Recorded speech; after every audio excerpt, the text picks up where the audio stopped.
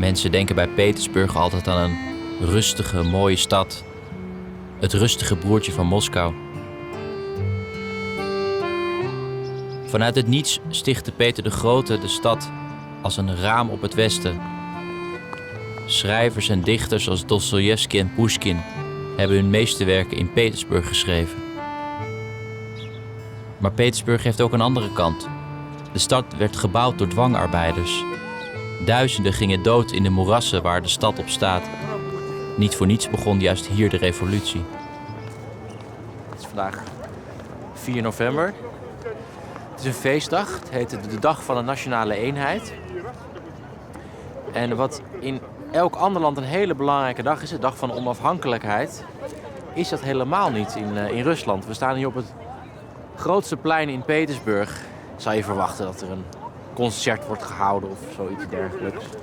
Er is helemaal niks aan de gang. En ik denk dat Russen nog een beetje zoekende zijn naar hun eigen identiteit. Wie zijn ze nou eigenlijk? Weet je, alle andere landen waren blij. Ze stapten uit de Sovjet-Unie. Ze waren onafhankelijk, waar ze al zo lang naar verlangden. En Rusland is eigenlijk een beetje wat is overgebleven van de Sovjet-Unie. Het is een hele negatieve vorm van identiteit eigenlijk.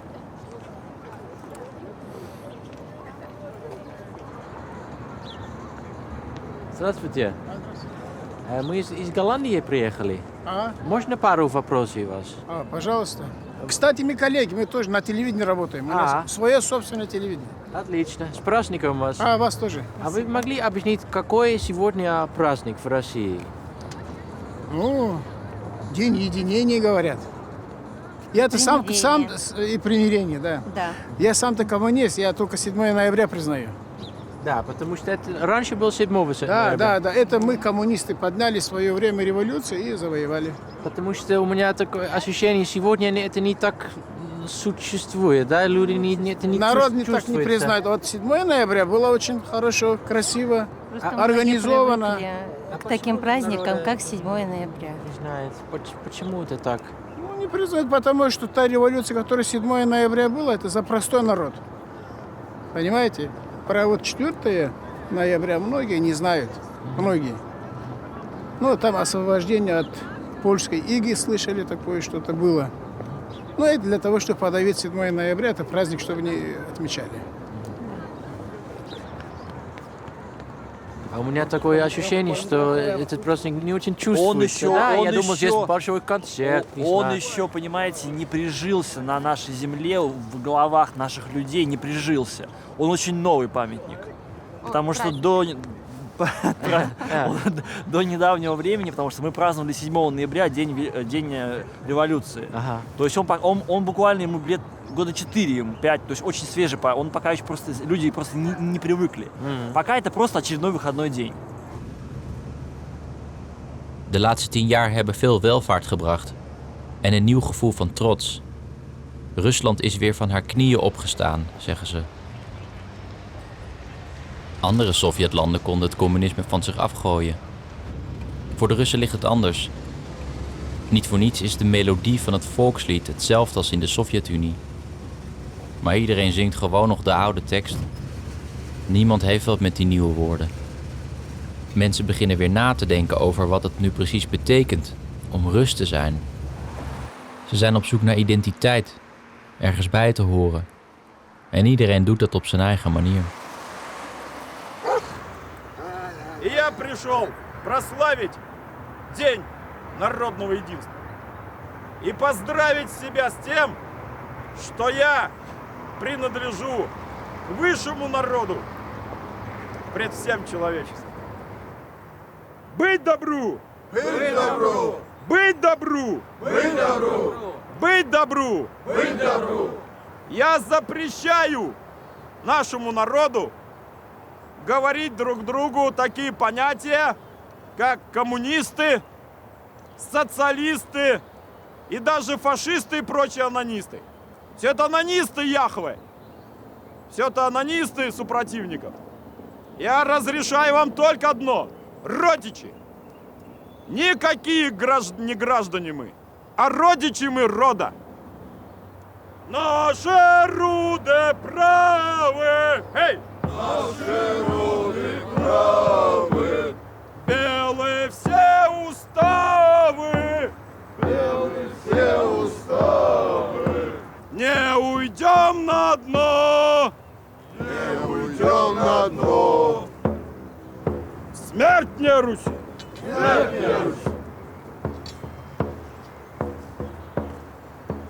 Род есть! Род есть, Народ здесь! народ здесь.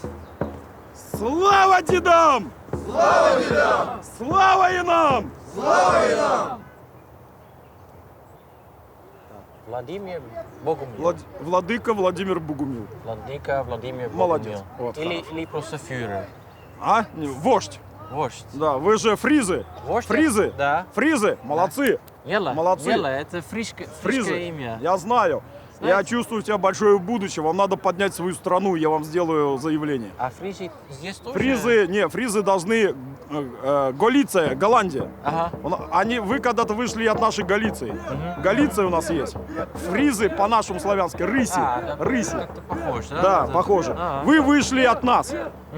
У нас на свои берега океана. Здесь Вот. все началось. А Да, вы могли объяснить о камне? да, объясню все. Только задавай четко мне вопросы, и я тогда дам тебе ответ. Добро? Все. О камне, У пожалуйста. камня. Да, все, договорились. Я здесь стою, ты здесь, побычу. Вы могли объяснить, что такое этот камень? Какое значение для вас? То самое сердце Руси. Здесь главный алтарь всех славян. Вот, потому что белый род должен заново вернуть себе белый свет. Мы все вдруг оказались чужими на своих землях. Поэтому государство больно шизофренией.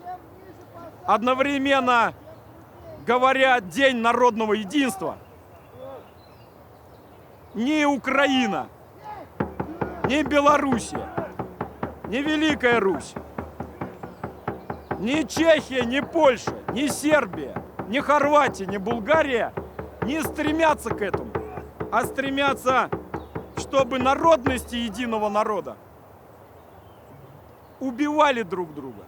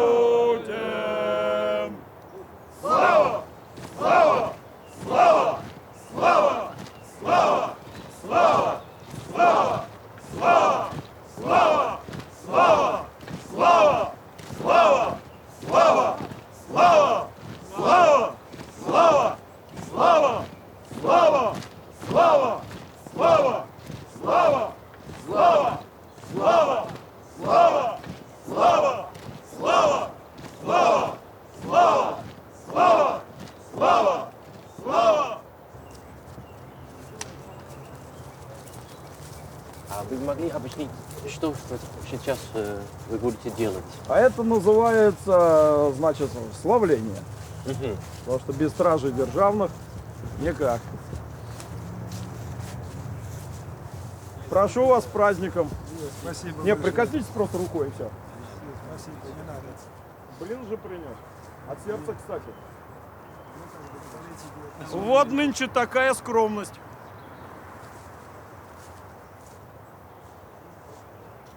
Всем стражам державным требу к небу доброй службы.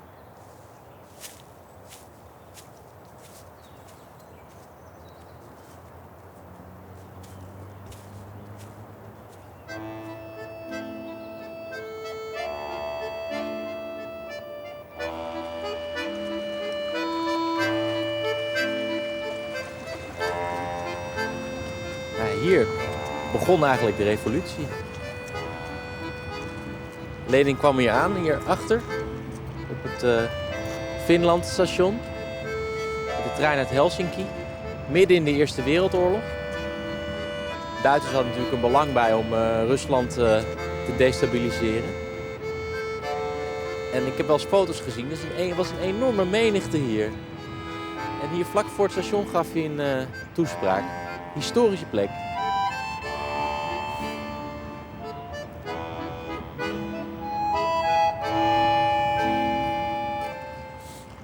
De vorige keer dat ik hier was, stond Lenin hier 4 turend over de rivier Neva. Maar nu is hij weg. Ik denk dat het ermee te maken heeft. Iemand stuurde mij in april een filmpje op Russische YouTube. Dat iemand de kont van Lenin had opgeblazen op 1 april. Ontzettend grappig filmpje. En ik denk dat er wel een verband mee is. Want dat beeld, gewoon zijn kont was helemaal opengeblazen. En ik denk dat ze hem nu hebben weggehaald om hem te repareren. Maar hier stond in ieder geval vroeger Lenin turend over de Neva, denkend aan een glorieuze communistische toekomst.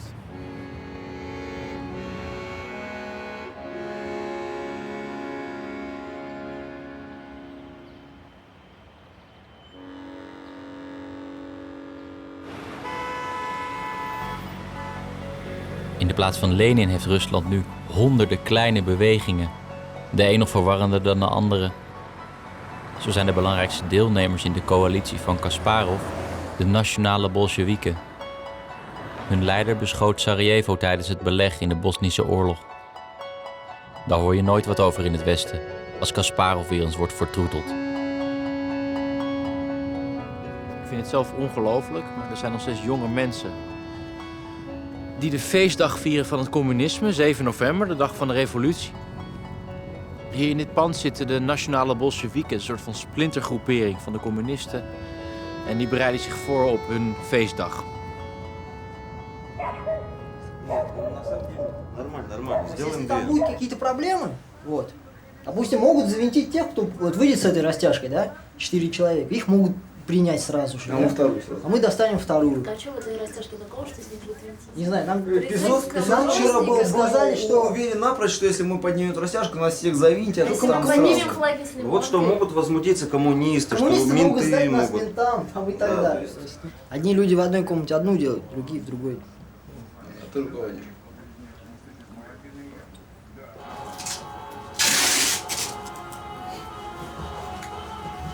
Только выровняй, чтобы. Да, сейчас.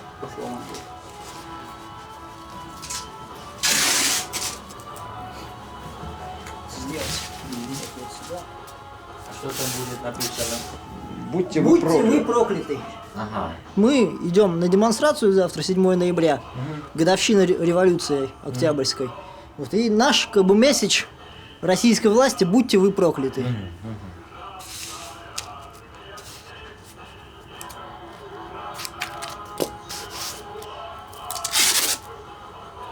Как разница коммунисты и нацболи? Коммунисты это, скажем так, люди прошлого, а мы люди будущего. То есть они просто копируют Ленина, Сталина, вот, но они творчески не осмысляют. То есть то, что они сделали, эти люди, они не понимают, да, то есть что для них это вот, ну, Ленин мумия, как бы, в мавзолее. А для нас это живой гений, как бы, самый величайший, наверное, который из всех революционеров. Но мы в поиске всегда, и я думаю, у нас получится. Но я думаю, основным отличием будет, вот, важную роль играет информация, то есть это будет информационная революция, вот, и бескровная, вот, не насильственная. А что за татуировки? Это лимонка. Лимонка. Это основной, ну вот как и серп и молот, это равнозначный символ нашей партии. То есть вот у нас газета была такая лимонка, вот, но она и сейчас есть. Вот. То есть если человек носит лимонку, это значит, что он нацбол. Вот. Это тоже лимонка, да? Да. Это, ну, как бы в России очень распространены, наверное. Ага. Такие сувениры, вот, так, а-ля милитари такое. Понятно. И наш товарищ Сталин. И вот это еще. Так. Это Муссолини. Муссолини. Ну как? Рави, ты думаешь, может быть, после распада Советского Союза, может быть, это такой проблем, что у людей больше нет идеалов? Всегда есть люди, у которых есть идеалы. Вот. И в Советском Союзе они были, эти люди. Вот. Причем порой по разные стороны баррикад, да, то есть и были убежденные коммунисты, железные такие, которые верил свято в Ленина, в партию там, и так далее. Вот. И были диссиденты, которые отрицали это тоже вот по полной. Да. Вот. Но это были люди с идеалами, это были железные люди. Вот. Они нам все как бы дороги, нравятся, это наша история. Вот. Сейчас мало людей с идеалами. Мало, да? Почему так мало?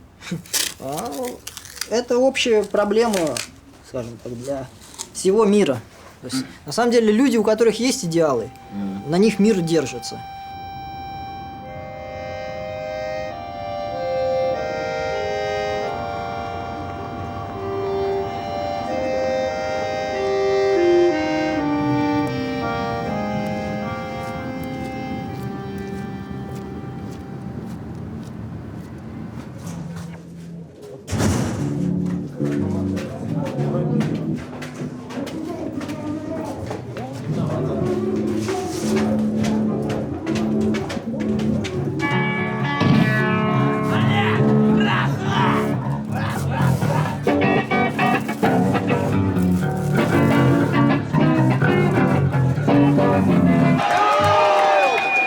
Следующая композиция посвящается, естественно, любимой милиции. То есть, если, короче, в нашей жизни ты не стал ментом, то у тебя нет социального статуса, ну вот как они говорят сами. Мы всего не призываем, но, короче, вступаем в ряды козлов.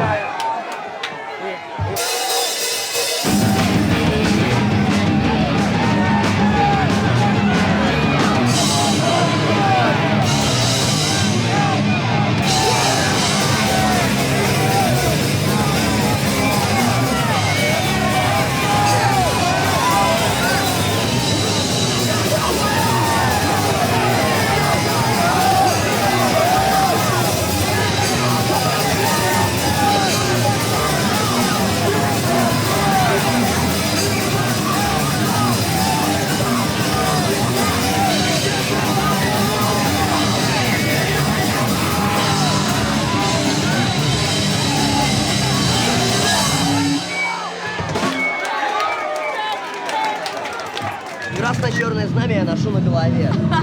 Потому что если меня... Потому что если меня возьмут с этой, с красно-черным знаменем, то, опять же, я уезжаю вон туда.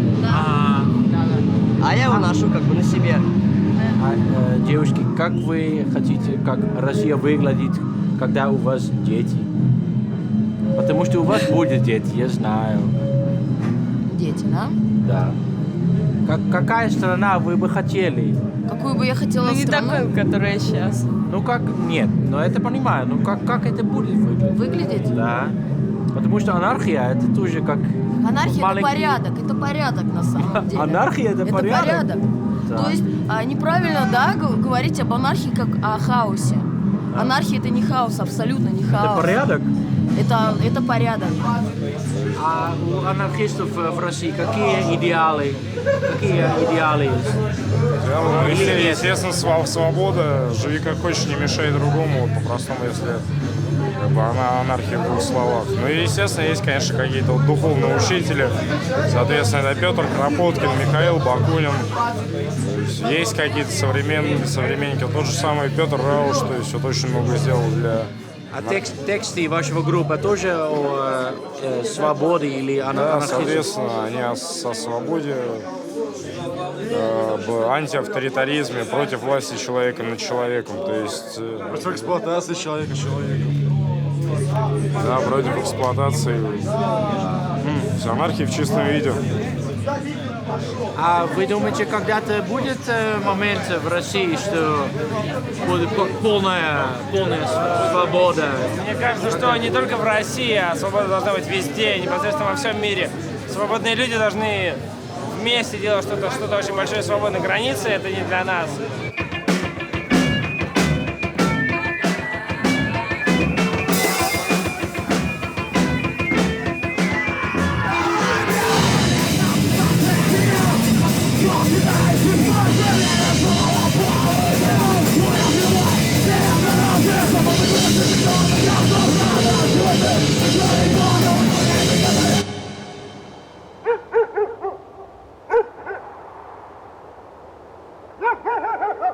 Lenin was bijna een heilige in de communistische tijd. Tijdens de oorlog werd zijn gebalsemde lichaam naar een veilige plek achter de Oeral gebracht. Dat gold niet voor de bewoners van Petersburg. 1,5 miljoen mensen gingen dood tijdens het beleg van de stad. Здравствуйте. Елла. Елла. Елла. Елла. Я Владимир Николаевич, директор музея городской скульптуры. Очень приятно. Елла брат. Так, вот это... Это Ленин от Филянского Который вокзала. на Финляндск лежал, да? А как сейчас состояние Ну, вы памятника? сами видите, что в результате взрыва он сильно поврежден, особенно вот сильные повреждения. Вот видите, тут просто все вынесло. Состояние не стоящее. Памятники, думаю, из 26-го Значит, года, вот да, как раз 7 ноября 26 года он открыл. Как раз вот через несколько дней будет определенная дата открытия памятника. Это может быть первый памятник Ленина, такой классический? Я бы сказал, один из первых, потому что он был создан на народные деньги после смерти Ленина в январе 24 года. Стихийно начали происходить митинги. И на одном из таких митингов было принято решение соорудить памятник Ленину у Филянского вокзала на том историческом месте, где он выступал с речью, когда он приехал из эмиграции. Кроме большое отверстия, которое сзади, второе, которое вот было между ног, еще около 20 мелких вот такого плана, от 30 сантиметров там, до 10 сантиметров. А голова Голова не пострадала. Нормально, да? Да. Во время войны памятник был укрыт, значит, мешками с песком и зашит деревянным саркофагом, поэтому он не пострадал. В общем, и тем более обидно, наверное, что люди, которые в городе у нас во время войны большое количество жертв в результате блокады, все-таки вот сохранили какое-то культурное наследие, в том числе и Ленина. А вы можете представить, что кто-то это делал, когда вы слышали первый раз? Взрывали заднюю часть Ленина. Что вы думали? Вы смеялись или... Ну, я не поверил в это, потому что это было 1 апреля, и, в общем, до этого таких были акты вандализма, но взрывов не было. Поэтому только, наверное, печаль и сожаление, что все-таки мы как бы не чтим свою историю, мы не бережем то, что создали наши предки. А это был... сколько осталось Ленина в городе памятник? Ну, у нас на учете музея, наш музей своеобразный, мы храним все памятники города. Вот Медный всадник, растральные колонны, памятник Николаю, ну и в том числе и памятники Ленину. Ну вот у нас на учете примерно 14 памятников Ленина. Да. А на улице? Вот это и есть на улице. 14 да. еще осталось? А были сколько? Ну, было в начале 90-х годов с учетом предприятий, на которых находились. Это ведомственные памятники, примерно около 70.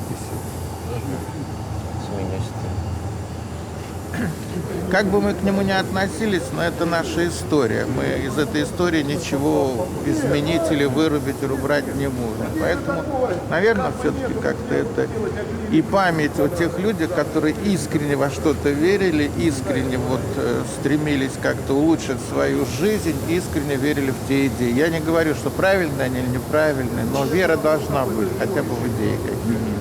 Да, я убеден. Потому что сказали, вам звали Владимир Ильич. Владимир Ильич, вот, это руководитель фирмы, который будет реставрировать.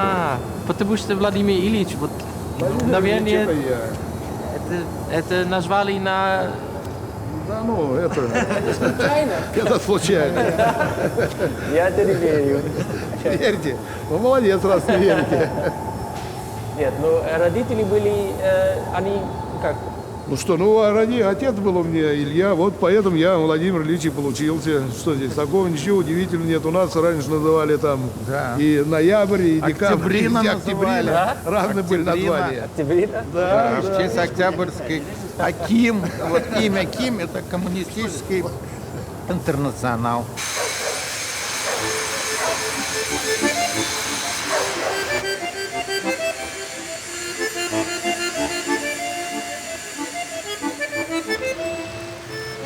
Door de chaotische jaren 90 associëren de meeste Russen democratie met chaos. Ze zien het nut niet in van een meerpartijensysteem, of ze zijn erin teleurgesteld. Wat overblijft is een bijeengeharkt zootje. Het enige wat hun bij elkaar houdt, is dat ze ontevreden zijn. Мою Россию рвут на части. Она не мать, она сырье. Повсюду троечник у власти, бездарность, серость и варье. Разве это не правда? Dit is dus de oude feestdag, 7 november. Aanzienlijk meer mensen zijn er nu. En dit is de dag waarop de revolutie begon. En we zijn ook in de stad waar de revolutie begon. En dit is een beetje het overblijfsel van de aanhangers van het communistische ideaal.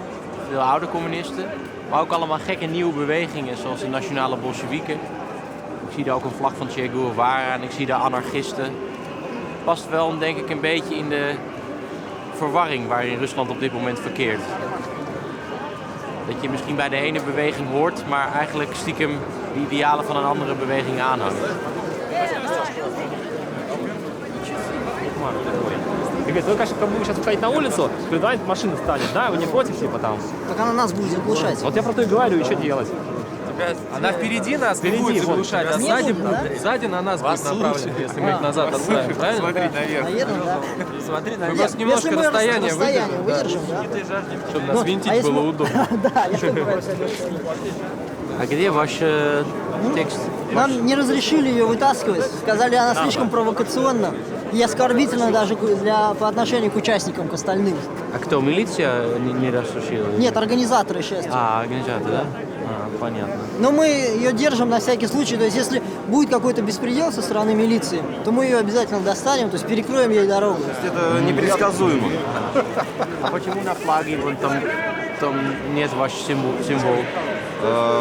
Ну, потому что флаги красные, как бы их нельзя поднимать, поскольку как бы организации нет. А если черные флаги мы поднимем, то сотрудники милиции начнут нас сразу как бы забирать. А этот день, что это значит для тебя? Для меня, это день революции. 100 лет уже, 4 раза, конечно. Еще будет революция? Сейчас я мирный стал, уже не дерусь. Будем надеяться, что будут, будем надеяться, что мирные будут революции, то есть без насилия. Давай вот такую. Шаг за шагом. Это нормально. Да, Я такая да, нормальная. да. Где? Он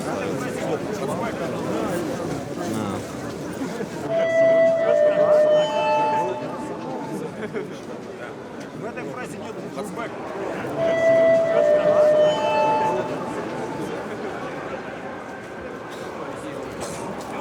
Сюда. Через этот проход все пойдем. Ну, знамена видим, со знаменами шагом марш! Пошли.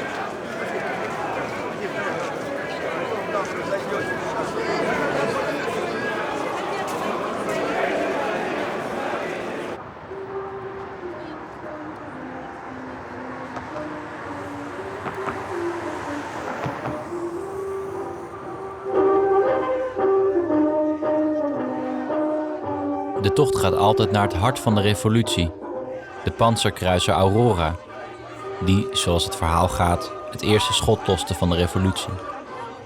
En het winterpaleis van de tsaar aan de overkant dat werd bestormd. Марш, марш вперед, рабочий народ!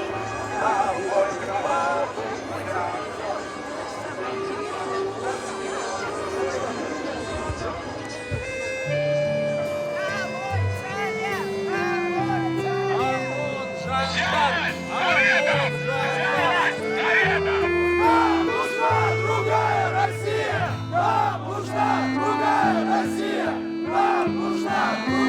Россия! Россия! Yes!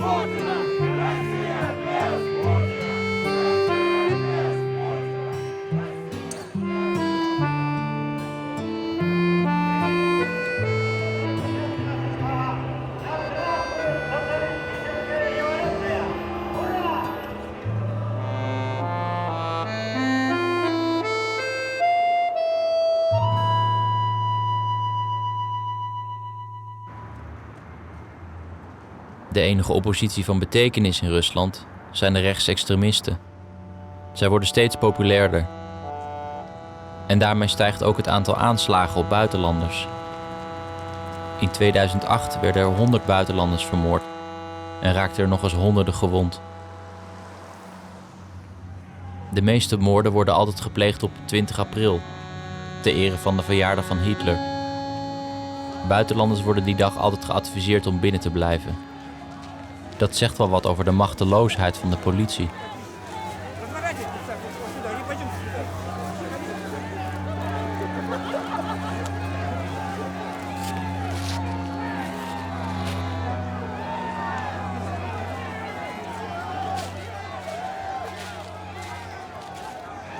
Хорошая газета? Хороший, покупайте. Если интересуетесь советской жизнью русской, покупайте обязательно. А как же? Советский жизнь.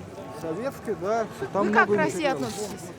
Хорошо. Вы откуда приехали? Я живу в Москве. А, Москва. Ну, так вы тогда уже русский уже на 95%. Сейчас я там покупайте, читайте. Вы могли сказать, когда Советский Союз распался, вам жалко? Жалко, Да? жалко. А как же? А как же? Мы же сила. Одна страна, а потом можно ведь раздробиться. Ведь раньше была Россия, княжество было, правильно? Потом же сообразишь, что когда мощь, когда нас много, мы же мощь. А так, что ж Россия? Конечно, мы хотим жить все в мире, как говорится, все вместе, естественно. И наверняка все люди нормальные, все хотят вот именно жить в СССР, а не только в России. Правильно? Всем народом, брат. Всем народом, вы только вдумайтесь, всем народом, брат. Вот что такое Россия. А сколько мы страдаем всю жизнь. Кто на нас только не... Мы ни разу ни на кого не напали, правильно? Россия. Где вы вычли, чтобы Россия на кого-то напала? Всю жизнь на нас нападают. А мы стоим и будем стоять. Вот благодаря таких ребят хороших. Правильно? Удачи. Удачи. Здоровья.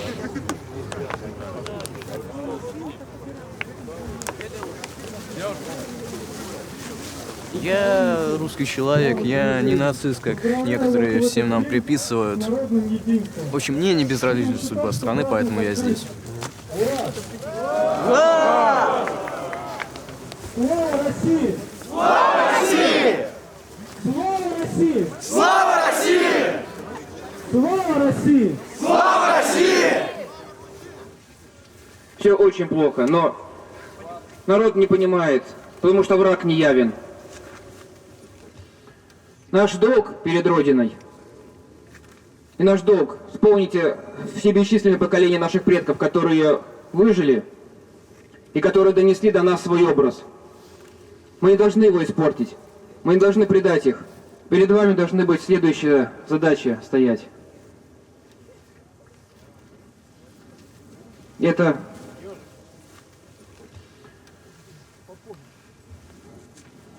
беречь себя, беречь свой род, беречь свой народ.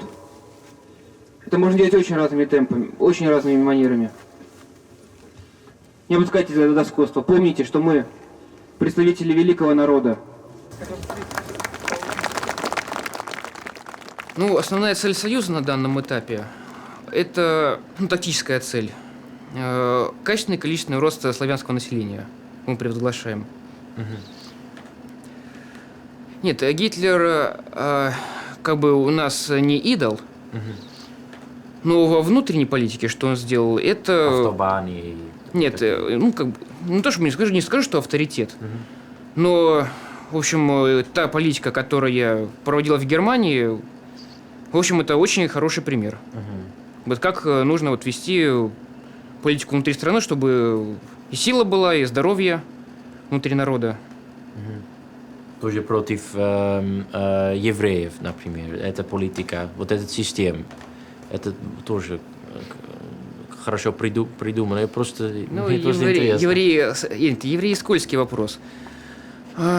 Но, опять же, исходя вот из нашей сегодняшней действительности, но, опять же, никого не хочу тыкать пальцем, но если посчитать, вот, смотреть национальность олигархов, национальность владельцев каналов, национальность всех этих торгашей, вот, ну, и даже большинство политиков, ну, тут я не хочу, конечно, опять же, обвинять, но почему-то все они оказываются одной и той же национальности, евреи. Ну, и вот, начиная с развала Союза, все эти товарищи бодро быстро перестроились.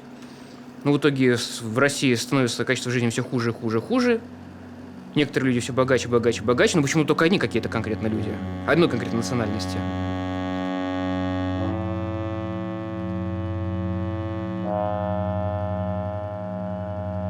Нож выживания. Кто подарил, например? Я сам покупаю, я оружие холодное в подарок не беру. Ага. Это плохая примета. Это нож выживания, да. копия португальского ножа для спецназа, для того, чтобы выжить в лесу, для походов. Вот. Ну, крышка, полая рукоятка, внутри набора, я его вынимать сейчас не буду. Здесь дополнительные лезвия, станки. Система. И это тоже. Да, это все в комплекте, да. В комплекте. Идет. Ну и такой нож для выживания, для городского боя, для того, чтобы не убили при нападении. А тебе когда-то надо было использовать или? Да, я не раз получал травмы, в том числе ножевое ранение. Мне пробили селезенку и желудок. А почему? Ножом. Что случилось? Разные, но в основном из-за политических взглядов. К тому же у нас в стране, к сожалению, и пьяни много, которые, чтобы ограбить, не скупятся даже попыткой убийства. Поэтому надо обороняться. И оборона должна быть такая, что лучше сидеть в суде, чем лежать в морге.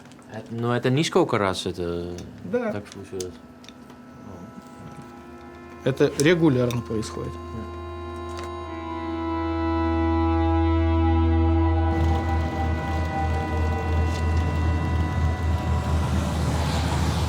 Normaal in andere landen is er volgens mij wel een groot verschil tussen extreem links en extreem rechts. Ik bedoel, ze zitten niet voor niks ieder in een andere hoek.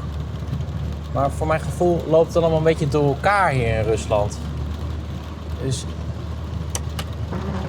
ik denk dat die jonge mensen in Rusland niet zozeer bij een beweging horen omdat ze in die beweging geloven, maar meer omdat ze toch ergens bij willen horen.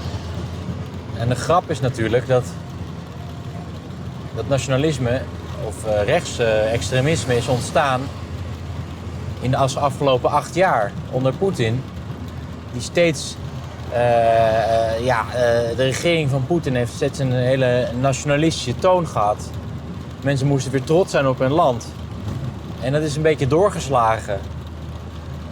En de ironie is dus dat het echt gevaar voor de regering van Poetin komt niet uit de hoek van Kasparov of de oppositie, maar uit de hoek van de nationalisten, die ze zelf dus hebben gekweekt. Пока готовься, как бы ствол заряжай, раскладывай. Да? Нормально. Ствол заряжай, раскладывай. Я этот флаг воткну.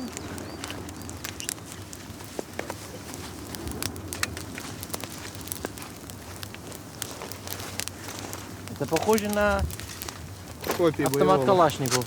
Да, копии боевого оружия. 44, 45? 5,45. И приспособление. При некоторой тренированности у вас уже как бы целик смотрит туда, куда глаза. Скидывание. Вот. У вас дежурное положение, например, при переноске. Автомат упирается магазином в пряжку пояса. Положение чем хорошо? Можно оружие носить долго достаточно, не напрягаясь. И быстро перейти в боевое положение. Скидка. То есть вот представь, как бы перед тобой появился противник из-за угла, а вперед у вас вот уже готовность к работе. Из-за такого положения можно уйти в перекат. То есть вот так уйти и отстреляться. Понятное дело? Можно уйти вот так вот куда-нибудь из переднего положения. Вот так вот куда-нибудь. А Илья, ты можешь сказать цель этого подготовки? Вот быть именно как будто и физически, и вот морально готовым выйти на защиту. А защитить страну от чего? Так, ну мало ли от кого.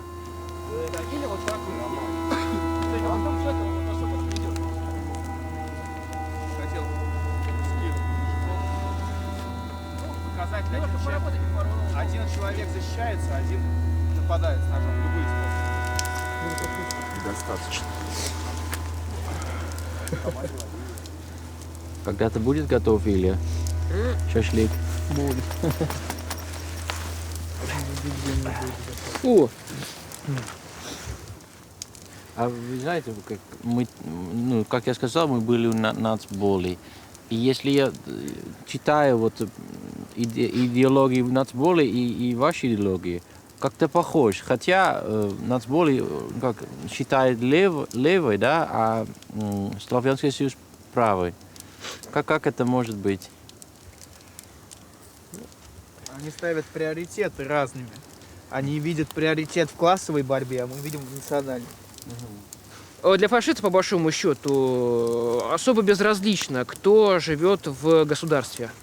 Для него важно сильное государство. Для националиста же наоборот. В другом плане, ему интересно и сильное государство, но чтобы в нем жил и находился на привилегированном положении народ-основатель, так называемая титульная нация. А у Гида, например, вот такой парадокс, что он может быть, был инспирацией, но на самом деле он тоже хотел убить все славы, он считал, я думаю, славы как ниже человека и так далее. В этом отношении... Парадокс, да? Да, парадокс. Но мы должны помнить, что он воевал за жизненное пространство для своего народа. А то, что там, как бы он уже говорил, это политика. Да. Потому что за жизненное пространство своего народа воевать, тут, то, что он с нами воевал, это уже лично нас касается.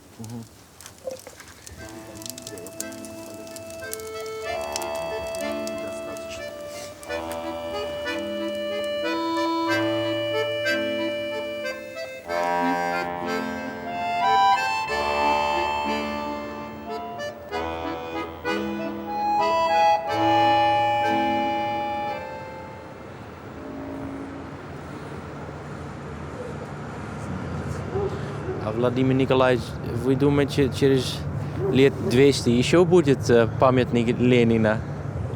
Вы знаете, мне трудно сказать. Наверное, экономический кризис, который поразил весь мир, он, наверное, немножко по-другому заставил расставить определенные акценты в нашей жизни. И Маркс стал популярен и моден, и, наверное, и Ленин, потому что, наверное, человечество всегда будет стремиться к какому-то недостигаемому прогрессу, недостигаемому какому-то обществу, справедливости. А вы считаете, что сейчас проблем в России, что, может быть, сейчас вообще нет идеалов и идеологии? Это такой, вы знаете, наверное, мне как-то печально говорить, как гражданину этой страны, но идеологии, по-моему, нет никакой.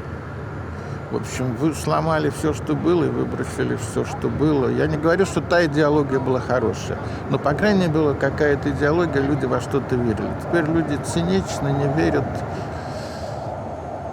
Но они еще стоят.